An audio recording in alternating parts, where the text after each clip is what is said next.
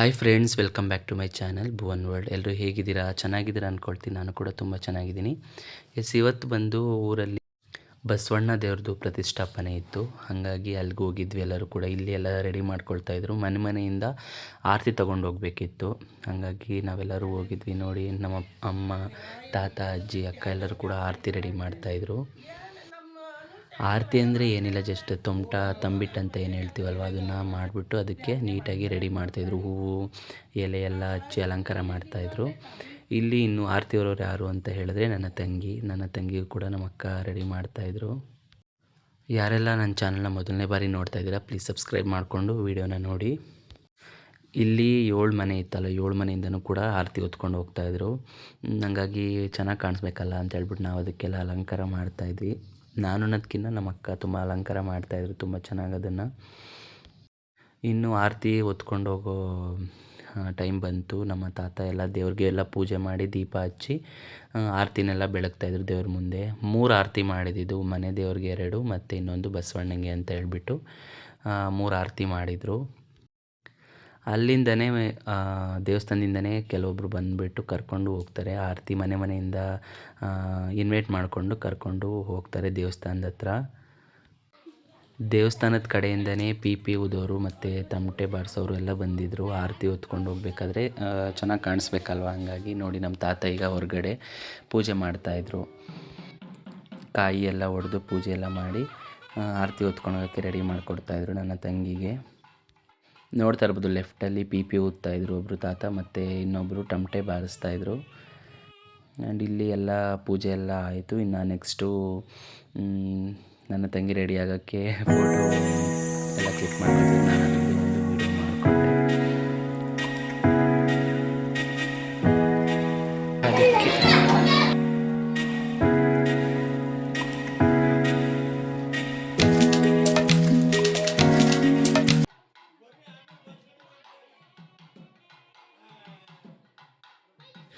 ಆರತಿ ಎಲ್ಲ ಒರೆಸಿ ಮನೆಯಿಂದ ಈಚೆ ಕಳಿಸಿದ್ವಿ. ನೋಡ್ತಾ ಇರ್ಬೋದು, ಇಷ್ಟು ಜನ ಈ ಊರಿಂದ ಆರತಿ ಹೊತ್ಕೊಂಡು ಹೋಗ್ತಿದ್ರು. ಅದೊಂದು ಪುಟ್ಟೂರಾಗಿರೋದ್ರಿಂದ 7ರಿಂದ 8 ಜನ ಮಾತ್ರ ಅಲ್ಲಿ ಆರತಿ ಹೊತ್ಕೊಂಡು, ಮತ್ತು ಅಲ್ಲಿಗೆ ಸಣ್ಣ ಪುಟ್ಟ ಬೀದಿಲಿ ಎಲ್ಲರೂ ಆರತಿ ಹೊತ್ಕೊಂಡು ಬರ್ತಿದ್ರಲ್ಲ, ಅವರೆಲ್ಲ ಸೇರಿ ತುಂಬ ಜನ ಆದರು.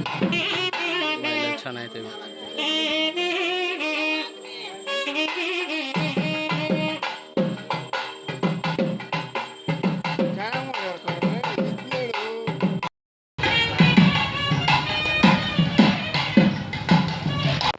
ಸೊ ಫೈನಲಿ ದೇವಸ್ಥಾನದ ಹತ್ರ ಬಂದು ರೀಚ್ ಆದ್ವಿ. ನೋಡ್ತಾ ಇರ್ಬೋದು, ಇಲ್ಲಿ ದೇವಸ್ಥಾನದಲ್ಲಿ ಯಾರೆಲ್ಲ ಆರತಿ ಹೊತ್ತಿದ್ರು ಎಲ್ಲ ಹೋಗ್ಬಿಟ್ಟು ಅಲ್ಲಿ ದೇವ್ರಿಗೆಲ್ಲ ಆರತಿ ಬೆಳಗಿ ಎಲ್ಲ ಬರ್ತಾಯಿದ್ರು. ನೋಡ್ತಾ ಇರೋದು ಎಷ್ಟು ಚೆನ್ನಾಗಿ ಅಲಂಕಾರ ಮಾಡಿದ್ರು ದೇವಸ್ಥಾನದ ಮುಂದೆ ಎಲ್ಲ.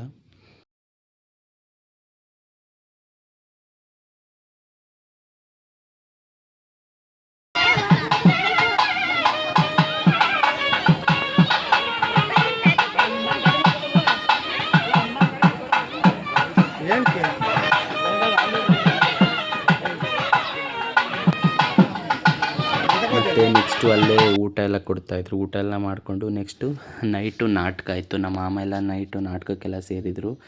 ಅದನ್ನೆಲ್ಲ ನೋಡೋಣ ಅಂತ ಹೇಳ್ಬಿಟ್ಟು ಫಸ್ಟು ಊಟ ಎಲ್ಲ ಮಾಡ್ಕೊಂಡು ಹೋಗಿ ನಾಟಕ ನೋಡ್ತಾಯಿದ್ವಿ.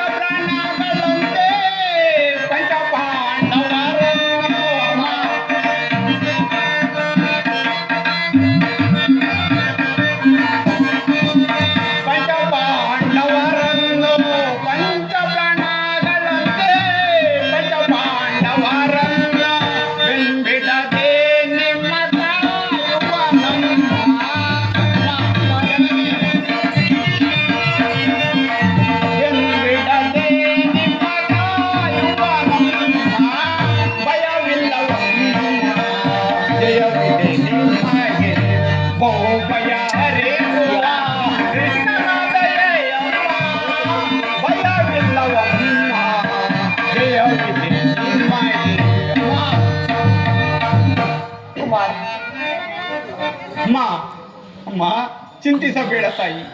ಈ ಯುದ್ಧದಲ್ಲಿ ಪಾಂಡವರಿಗೆ ಜಯವೆಂದು ನನ್ನ ಅಂತರಾತ್ಮವು ನುಡಿಯುತ್ತಿರುವುದು. ನಾನು ಕೇವಲ ಅಶಾಂತಿಯ ವಿಫಲ ಕದನವನ್ನು ಹುಡುಕುತ್ತಿರುವುದೆಂಬುದನ್ನು ಬಲ್ಲೆ. ಆದರೆ ನನ್ನ ಗೆಳೆಯನನ್ನು ತ್ಯಜಿಸುವಂತೆ ಮಾತ್ರ ನನಗೆ ಹೇಳಬೇಡ. ವೈಭವದಲ್ಲಿ ನಾನು ದುರ್ಯೋಧನರು ಗೆಳೆಯರಾಗಿದ್ದೆವು. ಮುಂದೆ ಅವನಿಗಾಗುವ ದುರ್ಗತಿಯನ್ನು ನಾನು ಆನಂದದಿಂದ ಎದುರುಗೊಳ್ಳುವೆನು. ಅಮ್ಮ, ಪಾಂಡವರು ವಿಜಯಶಾಲಿಗಳಾಗಲಿ ತಾಯಿ. ನಾನು ಒಂದು ವಚನವನ್ನು ಕೊಡುವೆನು.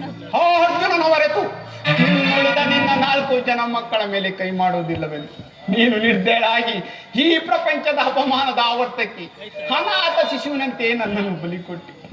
ಈಗಲೂ ಅಂದಿನಂತೆ ನಿಷ್ಠೂರ ಚಿತ್ತರಾಗಿ ನಾನು ಕೌರವರೊಡನೆ ನಿರೀಕ್ಷಿಸುವ ಪರಾಜಯದ ದುರ್ಮರಣಕ್ಕೆ ನನ್ನನ್ನು ಬಿಟ್ಟು ಬಿಡುತ್ತಾಯಿ. ನನ್ನನ್ನು ಬಿಟ್ಟು ಕುಮಾರ್, ಕುಮಾರ್, ಕೊನೆಯದಾಗಿ ನನ್ನದೊಂದು ಮಾತನಾದ್ರೂ ನಡೆಸಿಕೊಡ್ಬೇಕು ಕುಮಾರ್. ಅಮ್ಮ, ನಿನ್ನ ಅಭಿಷ್ಟವೇನು ತಾಯಿ? ಸತ್ಯವಾಗಿ ನಡೆಸಿಕೊಡ್ಬೇಕು ಕುಮಾರ್. ಅಮ್ಮ,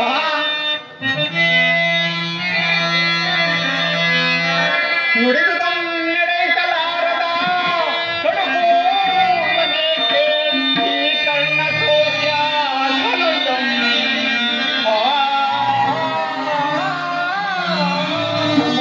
ಕುಮಾರ, ಬಿಡುಗಿಂತೇನು ಮಾತೆ, ಬಿಡುಗಿಂತೇನು ಮಾತೆ, ನಡೆಸುವೆ ಧರ್ಮದ ನಾಣೆ, ಮರ್ಪಿತ ನಾಣೆ, ನಾಣೆ ಕೇಳಿ ಜನನಿ.